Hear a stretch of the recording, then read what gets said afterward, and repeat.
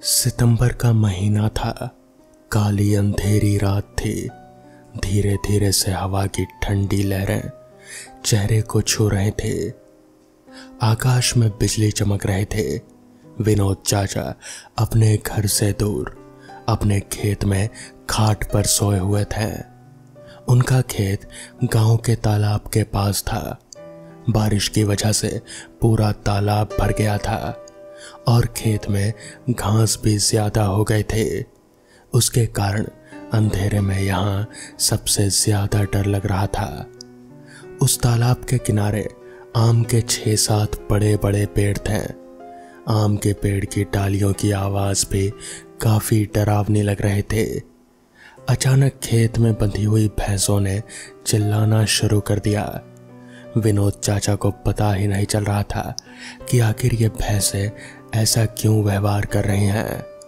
उन्हें लगा कि शायद ठंडी की वजह से भैंसें ऐसा चीख रही होंगी। इसलिए विनोद चाचा ने खेत में चिमनी जलाई। उस चिमनी के उजाले में विनोद चाचा की नजर उनके खाट पर पड़ी। उन्होंने देखा कि एक लड़की उनकी खाट पर बैठी हुई है। ये देखकर उनका शरीर डर के मारे कांपने लगा। उसी वक्त आसमान में तेज बिजली चमकी। वैसे तो विनोद चाचा बहादुर थे, लेकिन आज उन्हें भी थोड़ा डर लग रहा था। उसी वक्त विनोद चाचा ने आग में घास डाली और आग को ज्यादा बढ़ाया, जिसकी वजह से वो लड़की ठीक तरह से दिखाई दे रही थी। चाचा ने तापने के साथ साथ बैठे बैठे ही आवाज लगाई, कौन है? पर सामने से कोई जवाब नहीं मिला। इसलिए विनोद अचंभित रह गए। उनकी कुछ समझ में नहीं आया। विनोद खड़े हो गए।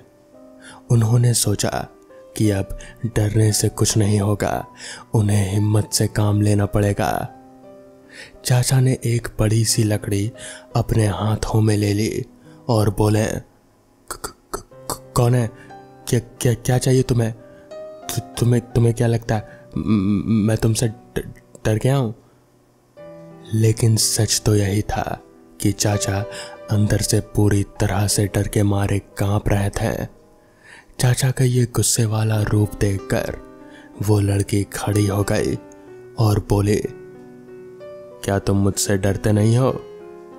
चाचा ने हिम्मत करके कहा, ये यहां से चली जाओ वरना अच्छा नहीं होगा।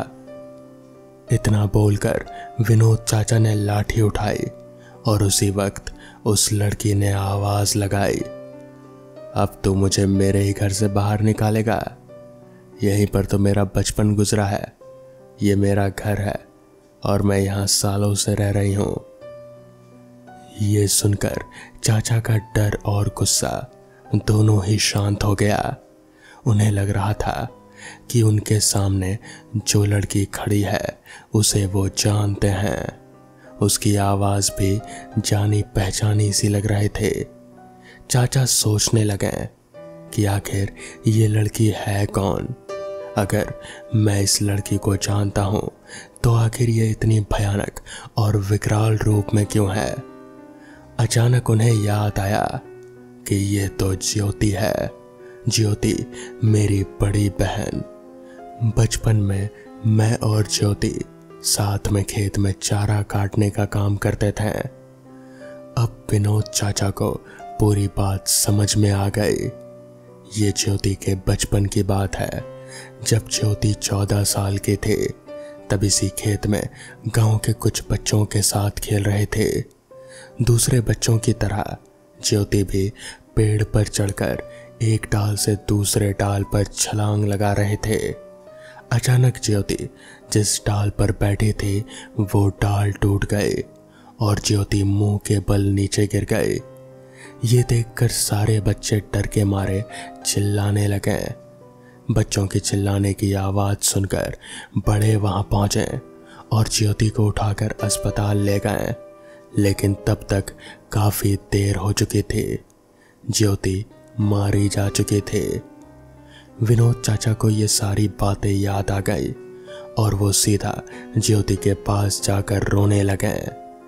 जब ये बात गांव वालों को पता चली तो सारे गांव वाले चौंक उठे। वास्तव में वो ज्योति ही थे।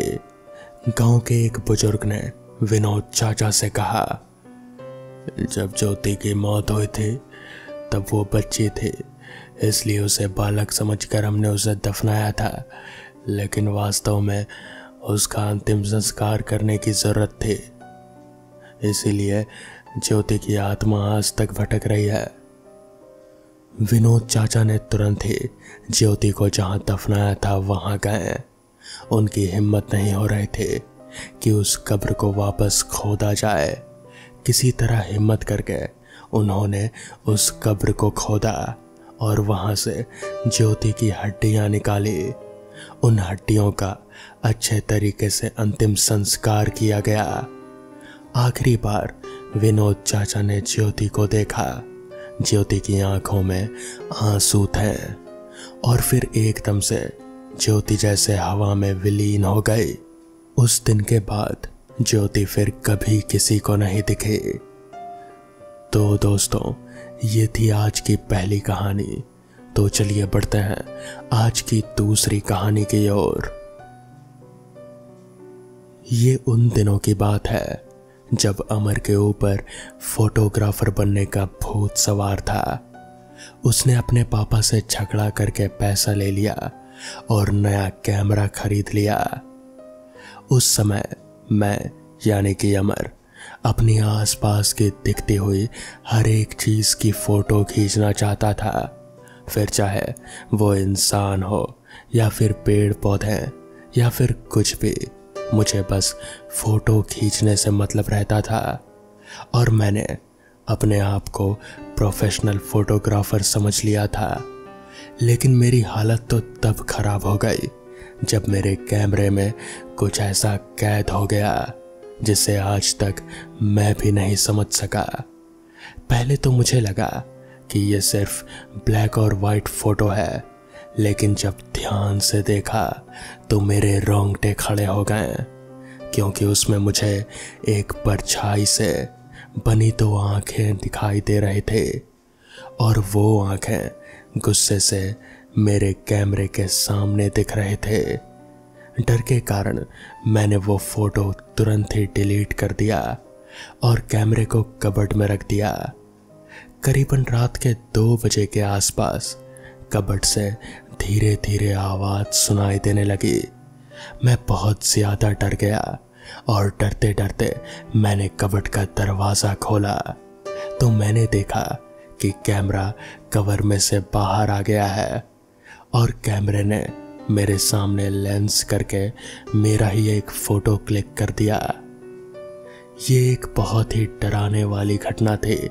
अपने आप ही कैमरा में फोटो कैसे क्लिक हो गया। मैं भागकर अपने रूम से बाहर निकल गया और घर के सारे बड़ों को जगा दिया। ये पूरी घटना सुन के बाद में पापा मेरे रूम में गए और मेरे कैमरे को चेक करने लगे, लेकिन उसमें मेरी कोई भी तस्वीर दिखाई नहीं दी। पापा ने ये देखकर मुझे कहा, यह सब तेरा भ्रम है। मुझे भी लगा कि ये मेरा भ्रम ही है। दूसरे दिन दोपहर में मैं नदी के तट पर बैठा कैमरे में से फोटो खींच रहा था। बाद में फोटो खींच लेने के बाद कैमरे में फोटो देखने लगा। उसमें मैंने देखा कि वो जो फोटो मैंने डिलीट कर दिया था वही भयानक फोटो मेरी मेमोरी कार्ड में फिर से आ गया था। उसे देखकर मैं पूरी तरह से डर गया और तुरंत ही उस फोटो को फिर से डिलीट कर दिया। जब मैंने बाकी के फोटो देखा तो मेरे पैर डर के मारे थर थर कांपने लगे। ये वही फोटो था जिसके बारे में मैंने पापा से बात की थी और उसी फोटो में मेरे पीछे लाल रंग की आंखों वाली कोई आकृति नजर आई। इस टाइम पर मैंने वो फोटो डिलीट नहीं किया, लेकिन इसके अलावा मैंने बाकी के सारे फोटोज डिलीट कर दिए और तुरंत ही कैमरा लेकर सीधे पापा को दिखाने के लिए गया। लेकिन हैरानी वाली बात तो ये थी कि जब मैंने पापा को कैमरा की मेमोरी दिखाई तो वो पूरी तरह से खाली थे, उसमें कोई फोटो नहीं थे।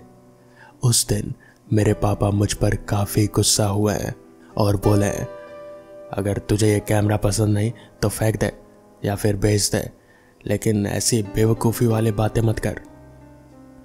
दूसरे दिन रात को फिर से मेरे साथ वही डर का आतंक शुरू हो गया। अब तो धीरे धीरे बंद कबर्ड में से ही फोटो क्लिक की आवाज़ आने लगी। मुझे पता था कि मेरा ये कोई भ्रम नहीं है, क्योंकि मैं इन सब चीज़ों को नहीं मानता हूँ। मैं तो एक नास्तिक हूँ। सुबह मैंने हिम्मत करके कैमरा बाहर निकाला और फिर से मेमोरी देखने लगा। उसमें कोई भी फोटो नहीं था, लेकिन एक काली फ्रेम वाला फोटो मुझे फिर से दिखाई दिया, जिसमें लिखा था, मुझको कैद करने की सज़ा तेरी जान देकर चुकानी पड़ेगी। वो फोटो देखकर मेरे तो होश ही उड़ गए। मेरी दिल की धड़कनें एकदम से बढ़ गई। मुझे ये भी पता था कि ये धमकी वाला फोटो अगर किसी को दिखाने के लिए भी जाऊंगा तो उससे पहले ही ये मेमोरी कार्ड से डिलीट हो जाएगा।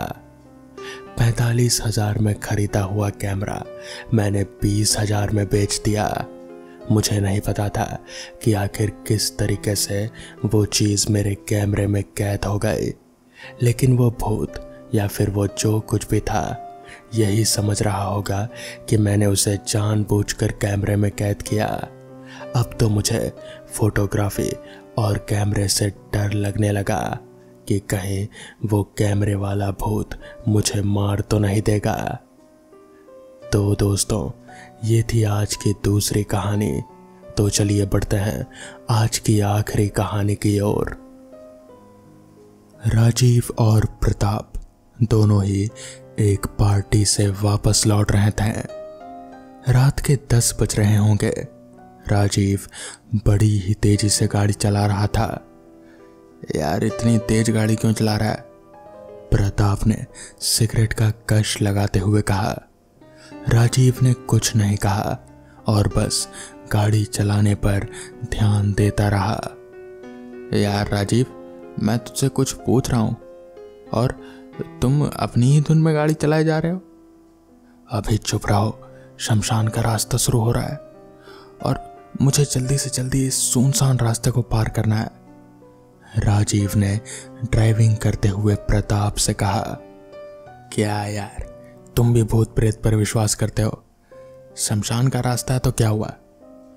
प्रताप ने हंसते हुए कहा। राजीव ने उसकी बात का कोई जवाब नहीं दिया और गाड़ी तेजी से चलाता रहा। तभी एक लड़की तेज गति से भागती हुई विपरीत दिशा से सीधी आकर उनके गाड़ी से टकराई। एक भयानक चीख उठी उस लड़की की। राजीव और प्रताप दोनों भी चीख पड़े। राजीव ने जोरदार ब्रेक मारी, गाड़ी रुक गई। टायर से धुआं निकल रहा था। राजीव ने मजबूती से स्टीयरिंग पकड़ ली थी तो वहीं सामने बैठे प्रताप ने गाड़ी के डैशबोर्ड को। गाड़ी की लाइट ऑफ हो चुकी थी। अंदर भी और बाहर भी घना अंधेरा छा गया था। राजीव ने अपनी सांस रोक ली। उसे लगा कि अब वो नहीं बच पाएंगे। आंखें मूंदे स्टीयरिंग पर पड़ा था। उसने प्रताप की ओर देखा। अपनी सांसों को नियंत्रित करते हुए एकटक आंखें फाड़कर बाहर की तरफ देख रहा था प्रताप। राजीव, राजीव, क्या हुआ तुम्हें? तुम ठीक तो हो? कहते हुए प्रताप ने उसके माथे को टटोला। कौन है? कौन है? राजीव ने हड़बड़ाते हुए कहा। मैं हूं राजीव, तुम ठीक तो हो? हाँ, मैं ठीक हूं, पर वो लड़की कहाँ गई? लड़की? कौन लड़की? प्रताप ने हैरान होते हुए कहा। वही जो अभी अभी गाड़ी से टकराई थी।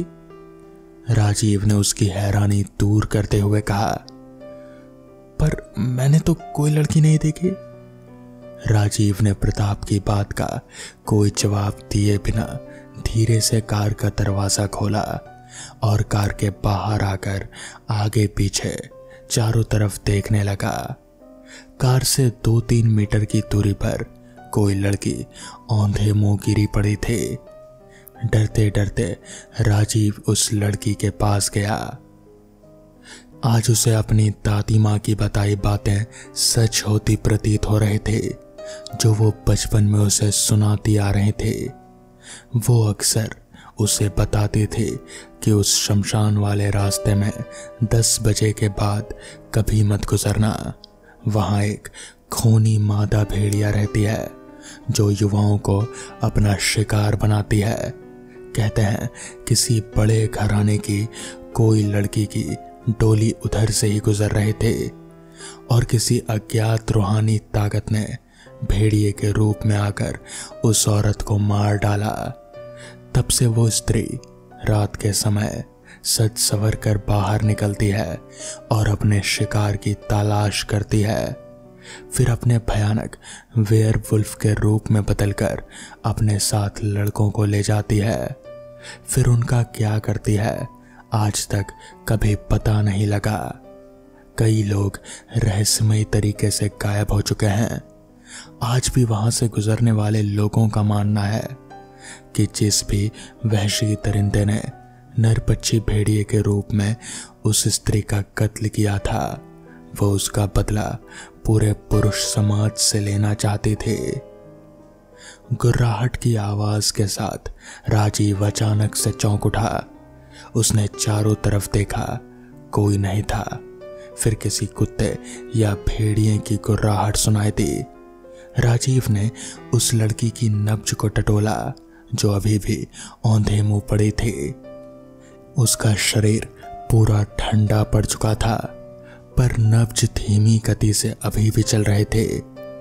उसने उस लड़की को पुकारा, कौन हो तुम और इतनी रात के यहाँ इस सुनसान शमशान के पास क्या कर रही हो? गुर्राहट की अचानक ही एक आवाज आई और वो लड़की उठी। उसके भयानक विभत्स चेहरे को देखकर राजीव की चीख निकल गई। उसकी शक्ल एक लड़की से धीरे धीरे एक भेड़िए के रूप में परिवर्तित हो रहे थे। दांत भयानक रूप से बाहर निकलने लगे थे, एकदम नुकीली। कुत्ते और भेड़िए के माफिक कान और नाक बेतरीब ढंग से बढ़ने लगे थे। चेहरे पर, पूरे शरीर पर बाल बढ़ने शुरू हो गए। आंखें एकदम लाल लाल खून के जैसी अंधेरे में भी चमकती हुई। राजीव को सहसा विश्वास ही नहीं हुआ कि उसकी दादी की बताई बातें सच थी। अब उसे अपने परिवार की याद आने लगी। क्या हुआ राजीव? कौन है ये? नहीं, अचानक ही उस स्त्री के बदलते भेड़िए रूप को देखकर प्रताप चिल्ला उठा। उसकी चिल्लाहट उस सुनसान शमशान में गूंज उठी, पर सुनता कौन? भागो राजीव, यहां से भागो, कहता हुआ उसने राजीव की बाह पकड़ी और घसीटते हुए गाड़ी की ओर लाना चाहा। गुर्राहट अचानक ही उस भेड़िया रूपी लड़की ने गुर्राते हुए कहा, यह आज मेरा शिकार है और एक रात में एक ही शिकार करते हूं। तुम यहां से चले जाओ। तुम क्या समझती हो, इस तरह की बनावटी शक्ल बनाकर हमें डरा दोगी? अपनी जान प्यारी है तो यहां से भाग जाओ, कहता हुआ प्रताप ने अपनी रिवॉल्वर निकाल ली। तभी उस मादा आदमखोर भेड़िए की शक्ल में वो लड़की की अट्ठास की आवाज आई। कभी उसकी शक्ल भेड़िए की हो जाती तो कभी लड़की की। ये देखकर प्रताप के शरीर से ठंडे पसीने निकलने शुरू हो गए। कौन हो तुम और हमें मारकर क्या हासिल होगा? अभी बताती हूं, कहते हुए उस भेड़ियानुमा स्त्री ने अपने भयानक जबड़े को खोला और राजीव को जबड़े में लेती हुई वहां से दौड़ पड़ी राजीव, राजीव, चिल्लाता रह गया प्रताप। और वो खूनी मादा आदमखोर भेड़िया राजीव को लेकर अंधेरे में गायब हो गई।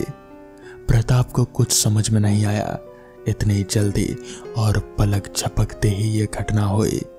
वो अंधेरे में ही उधर ही दौड़ पड़ा जिधर वो भेड़िया राजीव को लेकर गए थे। चारों तरफ अंधेरा था, कोई गुफा लग रहे थे। भेड़िया उसे अपने जबड़े में दबाए दोनों हाथों से सहारा दिए एक तरफ बढ़ती जा रहे थे। कौन हो तुम और मुझे क्यों मारना चाहती हो? राजीव ने उसके जबड़े से निकलने की असफल कोशिश की। उसे लग रहा था कि उस मादा नरभक्षी भेड़िए के चंगुल से शायद वो जिंदा वापस नहीं जा पाएगा। फिर भी उसने हिम्मत नहीं हारी और बोला, तुम मेरी बात का जवाब क्यों नहीं देती? तभी उस भेड़िए ने राजीव को जबड़े से बाहर निकाला और अपने हाथों से धक्का दिया। वो लुढ़कता हुआ एक पत्थर से टकराया। उसके सामने एक डरावनी मूर्ति बनी हुई थी जिसके आगे एक दिया जल रहा था। अभी वो कुछ सोच ही रहा था कि अचानक ही उसे फिर उसी भेड़िए की आवाज सुनाई दी जो कि बहुत ही तेजी से गुर्रा रहे थे। कौन हो तुम और मुझे यहाँ क्यों लाई हो? राजीव जोर से चीखते हुए बोला, मुझे एक श्राप से मुक्ति पानी है। तभी एक आवाज गूंज उठी जो कि किसी भेड़िए और औरत की मिली जुली आवाज थी। कैसा श्राप? तुम मेरा 100वां शिकार हो और आज मैं इस श्राप से मुक्त हो जाऊंगी। आज मुझे आजादी मिल जाएगी। जिसके बाद उस भेड़िया स्त्री ने बताना शुरू किया वो श्राप जो उस रूहानी ताकत वाले आदमखोर भेड़िए ने मुझे गले में काट कर दिया था। उसी की वजह से मैं भेड़िए के रूप में बदल चुकी हूँ। उसका खून मेरे खून में मिल गया था और उसकी रूहानी ताकत मेरे अंदर आ गई। मैं मुक्ति चाहती हूँ। मैं थक चुकी हूँ इस भेड़िया मानव के रूप में।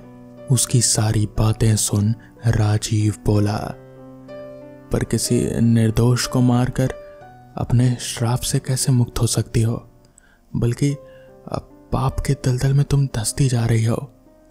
वो रूहानी ताकत वाला आदमखोर भेड़िया मानव बस तुम्हें धोखा दे रहा है, तुम्हारा इस्तेमाल कर रहा है वो।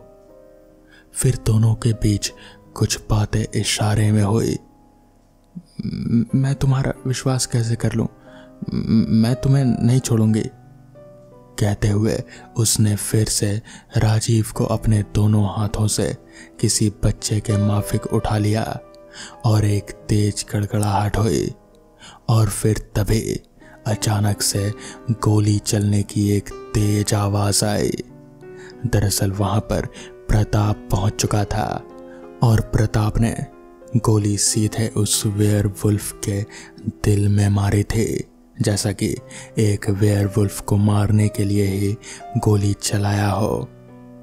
वो वेयरवुल्फ एकदम से जमीन पर जा गिरी और तभी वो धीरे धीरे बदलने लगी और उसका पूरा चेहरा वापस से एक खूबसूरत लड़की में बदल गया। राजीव तुरंत ही भागकर उस लड़की को उठाने की कोशिश करने लगा।